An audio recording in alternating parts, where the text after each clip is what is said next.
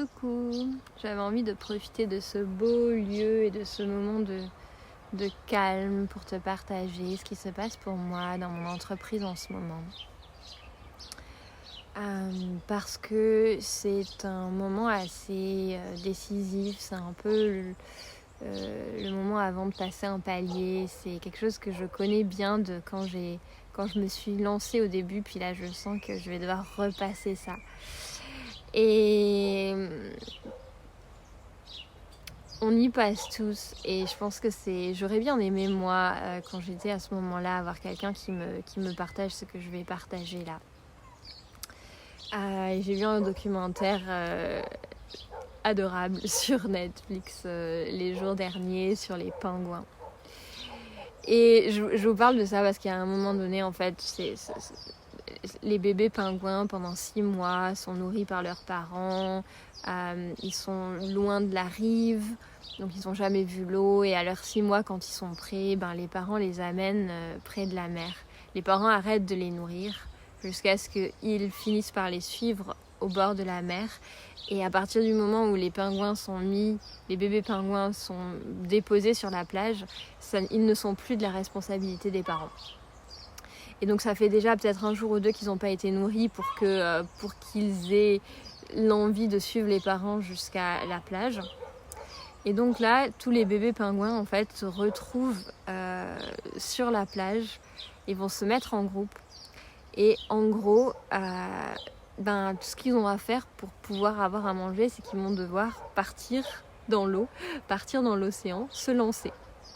Et tu vois ces pingouins qui sont là sur cette plage, qui viennent d'arriver. Ils voient l'eau qui s'approche d'eux. Et dès qu'ils touchent l'eau, ils partent en courant. Et tu sens qu'ils ont envie, tu sens qu'ils voient les autres pingouins partir, prendre l'eau. Tu sens qu'ils ont faim. Mais ils sont là, ils sont tout ce groupe-là. Puis ils se rapprochent de l'eau. Puis dès que les vagues arrivent, ils repartent en courant. Et puis tu en as certains qui espèrent trouver à manger dans le sable. Alors ils essayent de picorer dans le sable, de trouver des trucs minuscules. Mais ils savent très bien qu'ils vont devoir se lancer. Il n'y a plus moyen, ils ne peuvent pas retourner en arrière puisque le nid dans lequel ils ont grandi n'existe plus. À partir du moment où ils ont été déposés sur la plage, c'est fini pour eux. Et il y a cet océan terrifiant devant eux et il va falloir qu'ils se lancent. Voilà, et je me sens là de nouveau dans mon entreprise et j'y étais au début où pour moi me montrer c'est quelque chose qui est quelque chose dont j'ai très peur. Si moi je vais dans une fête et je connais personne, ça va être très très compliqué pour moi de commencer des discussions, d'aller vers les gens, etc. Je vais essayer d'éviter ce genre de situation. Et dans mon entreprise, voilà, si je veux aider plus de femmes, et offrir le travail que j'offre, je dois me montrer. Et donc la première fois que j'étais dans cette situation, je me suis rendu compte, mais je sais ce que je veux offrir et j'adore ce que je veux offrir et je veux vraiment le faire et j'adore travailler avec des personnes sur cette thématique-là, mais je dois le montrer. Et j'ai passé un bon moment comme ces pingouins devant ces vagues à me dire il faut que j'aille dans l'eau, là il faut que j'y aille, mais je suis terrifiée. Et là, aujourd'hui, dans mon entreprise, j'y suis de nouveau. Et je trouve ça important, j'ai envie de vous parler de ce que c'est d'être là, d'être sur cette plage-là, comme ces bébés pingouins. Parce qu'il y a le mental qui dit, mais vas-y, mais lance-toi, allez, fais-le, qui a envie juste de pousser. On a des pep talks de partout qui nous disent, il faut juste te lancer, lance-toi, même avant que tu sois prêt, etc. Et,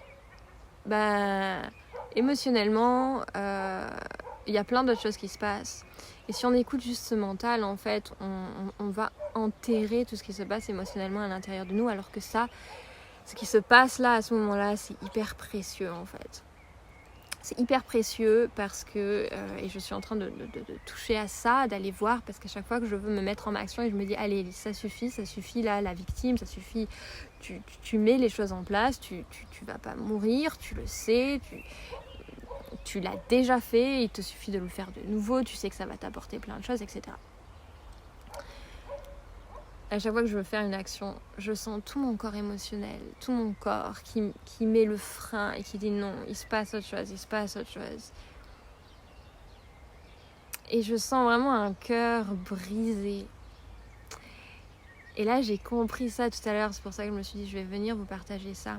Parce qu'il y a vraiment, en tout cas de la façon dont moi je l'expérimente à chaque fois, il y a vraiment un deuil à faire avant de pouvoir aller plonger dans l'eau, un deuil à faire de ce cocon dans lequel on était protégé, où on était protégé par les parents, dans ce cocon dans lequel on pouvait être petit et protégé, même s'il n'était pas confortable, ce cocon. À partir du moment où on va dans l'océan, à partir du moment où on se lance, ça va plus être la même chose. Et même si on sait que ça va être fantastique, ça va être 10 fois mieux pour nous, 10 fois plus aligné, ça va plus être la même chose. Et moi, il y a vraiment un appel là aujourd'hui de mon cœur de prendre le temps de faire le deuil et de ne pas me lancer tout de suite dans les actions. De prendre le temps de ressentir tout ce qui se passe et aussi de ressentir la peur, de la prendre vraiment en compte, de vraiment l'entendre. Parce qu'au bout du compte, on peut essayer avec toutes ces méthodes de mindset de se dire, et elles sont hyper importantes et je les utilise, de se dire ok, t'as peur, bon ça c'est... Mais en vérité, si tu te lances, il pourrait y avoir plein de choses magnifiques qui vont t'arriver.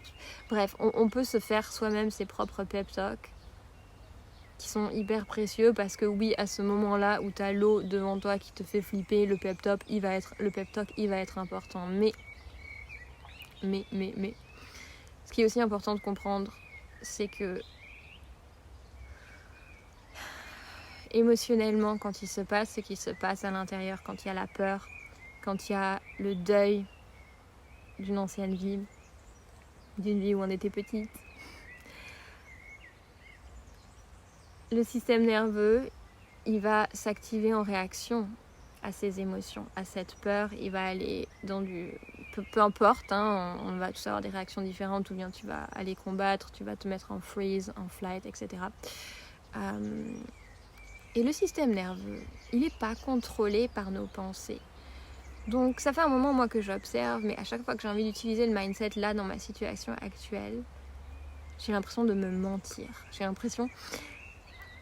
C'est pas vrai, pas de me mentir. J'ai l'impression de trahir quelque chose qui se passe en moi, de trahir mon cœur, de trahir quelque chose qui se passe en moi émotionnellement.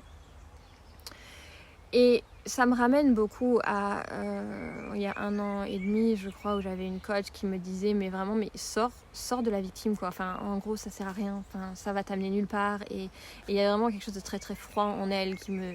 Et j'avais vraiment l'impression de me prendre une claque dans la gueule. Alors, elle était peut-être importante, la claque, mais moi je crois profondément qu'on peut passer cette phase où on sort d'être petit, d'être une victime, et où on va vers s'agrandir, se montrer, prendre plus de place. On peut passer cette phase dans le respect de soi et dans le respect de son corps et dans la douceur. Et comment on fait du coup, parce que clairement... tout ce qu'on apprend pour grandir, pour évoluer, où on te dit saute avant même d'être prêt, etc. Ça prend pas trop ça en compte. Et moi j'ai envie de dire, enfin en tout cas c'est la façon dont moi là je le vis, où je sens que c'est hyper important et mon corps crie pour que je l'écoute et que je ne force pas quoi que ce soit. Prenez le temps de ressentir la peur et de l'écouter. Moi, il y a genre une petite fille qui tourne en rond, et qui dit je veux pas, fous-moi la paix, je veux rester là, je veux rien faire, je veux rester enfermée dans mon lit, je veux rien faire, fous-moi la paix. Il ne s'agit pas de croire à ça, il ne s'agit pas de faire ce qu'elle nous dit, mais il s'agit de la ressentir aussi longtemps qu'elle est encore très très lourde dans le cœur en fait. Et à un moment donné, il va y avoir un moment où ça va peut-être être possible d'entrer en conversation avec elle et de dire comment je peux t'aider, qu'est-ce qu'on peut faire. Ce matin, j'ai fait un mini-saut. Je me suis montrée, je suis contactée une personne que je devais contacter pour faire pour m'agrandir un petit peu plus. Et j'ai senti celui-là, je peux le faire. Celui-là, j'ai peur, tout ce que tu veux, mais je je ne vais pas à l'encontre de mon cœur, je ne trahis pas mon cœur en le faisant. Alors je l'ai fait, j'ai fait le mini pas. Ça m'a donné plein d'énergie de vie, j'ai senti waouh, du renouveau. Et après ça, je me suis dit, bon allez, on continue, tant qu'on y est. Et là, frein de tout mon corps, de mon système nerveux, il m'a mis en freeze, j'ai perdu toute mon énergie, il m'a coupé de mon énergie. Moi, mon système nerveux à moi, il fait ça. À d'autres personnes, il va vous mettre dans d'autres situations. On le voit dans l'atelier de lundi, je vous mettrai les liens sous la vidéo. Dans l'atelier, je parle ça rapidement comme si vous le saviez, mais lundi soir, je fais un atelier où je vous parle des liens entre le système nerveux, nos émotions et quand on a un projet de vie, un business, une auto-entreprise, et comment en fait comprendre le système nerveux pour comprendre la façon dont nos émotions et notre système nerveux interagissent et comment ils influencent notre niveau d'énergie et notre capacité d'action. Et à partir de cette compréhension-là, comment on peut nourrir notre système nerveux de manière à ce qu'il reste régulé, de manière à ce que faire nos actions dans notre entreprise se fasse de manière fluide, qu'on ait toute l'énergie dont on a besoin pour, qu'on soit dans un état émotionnel qui va nourrir nos actions, qui va nous aider, pas être dans l'activité, mais émotionnellement avoir tellement peur qu'en vérité, énergétiquement, on freine tout, etc. Bon, ça c'était la petite parenthèse de l'atelier de lundi. Du coup, ça m'a fait perdre où c'est que j'en étais. Mais tout ça, oui, voilà, effectivement, je parlais du système nerveux. Attends, je fais une petite pause. Quand je fais des détours, parfois, je perds le fil. Mais ce que je voulais dire, c'est que notre mental ne contrôle pas notre système nerveux. C'est l'inverse. Disons que c'est l'inverse, non. En fait, il n'y a aucun contrôle entre le système nerveux et le mental et le système nerveux, mais ils s'auto-nourrissent. Donc, notre mental nourrit notre système nerveux. Et donc, l'état dans lequel notre système nerveux est, s'il est en freeze, il va le nourrir. Donc, là où ça va être de notre responsabilité, ça va être d'arrêter de nourrir cet état-là. Mais quand on arrête de nourrir ça, ça ne veut pas dire qu'on a qu'on a régulé notre système nerveux. Notre mental n'a pas la capacité de réguler notre système nerveux. On va faire ça dans notre corps, on va faire ça avec un travail émotionnel parce que les émotions traversent notre corps, etc. Donc, dans une situation comme ça où c'est le moment de sauter, c'est le moment de grandir, c'est le moment d'éclater la coquille dans laquelle on est. Si on ne s'occupe que du mental et qu'on ne permet pas au système nerveux de vivre ce qu'il a à vivre, de passer par les différents états, s'il est en freeze, s'il est dans la peur, peu importe, il va avoir besoin, on va voir ça dans l'atelier aussi, il ne peut pas passer de freeze à régulation tout de suite. Il a plusieurs états à vivre avant de pouvoir retourner dans un état de régulation. Et c'est pas la tête c'est pas le mental qui va lui faire passer par ces états-là. Ça va vraiment se passer dans le corps, ça va se passer, ça va avoir besoin d'être vécu dans les sensations du corps pour pouvoir se réguler. Ce qui veut dire qu'on va avoir besoin de passer un moment pour vivre et pour ressentir ce qui se passe à l'intérieur de nous. Le mental a la capacité d'enfermer ce qui se passe à l'intérieur de nous, de le mettre dans une cave, de fermer à clé, de dire maintenant on avance. Et c'est possible. C'est possible de créer son entreprise, de travailler sur son entreprise ou sur tous nos projets de vie comme ça, en ayant mis ça à la cave et en ayant fermé à double tour. Moi j'ai des clientes qui ont fait ça, qui ont fait énormément d'actions, qui ont avancé. Sauf que ce qui se passe, c'est que cette cave-là, c'est ce qu'on appelle des traumas. C'est des émotions qui n'ont pas pu être vécues, qui ont été emmagasinées pour plus tard. Et elles sont extrêmement puissantes énergétiquement, ces émotions qui sont emmagasinées à l'intérieur de nous, au point où, peu importe nos actions, au bout d'un moment donné, elles vont nous appeler tellement que elles vont tout faire pour qu'on vive cette peur, pour qu'on vive ce deuil, pour qu'on vive peu importe tout ce qu'on n'a pas voulu vivre. Donc je vous invite vraiment, si vous êtes aujourd'hui dans une situation où vous sentez que idéalement il faudrait que vous fassiez ça, que ça va vous aider, mais il y a toutes ces émotions, mais il y a tout... il y a beaucoup de peur et puis il y a le corps qui veut pas y aller. Le corps qui veut pas y aller, il est plus important que le mental à reprogrammer, même si le mental à reprogrammer vient juste après. Et je sais qu'il y en a beaucoup d'entre vous qui ont fait j'allais vous faire qui ont fait le travail de reprogrammation du mental en premier et que ça les a fait avancer énormément et c'est magnifique. Et peut-être que dans beaucoup de des actions que vous avez fait, il n'y avait pas toutes ces émotions qui avaient besoin d'être vécues. Mais en tout cas dans les personnes avec qui je travaille, donc je ne peux pas parler pour tout le monde, mais je peux parler pour moi et les personnes avec qui je travaille. Quand on omet de voir, de vivre et de donner l'espace à des émotions qui ont envie aux parts de nous qui ont envie de freiner, elles vont finir par nous freiner, même si nous, avec notre mental et nos actions, on est à 10 000 à l'heure. Et du coup, si on y pense, en fait, d'avoir cette approche-là et de pas se forcer et de pas se dire, bon allez, mais sors de cet état de victime-là, prends les choses en main, etc.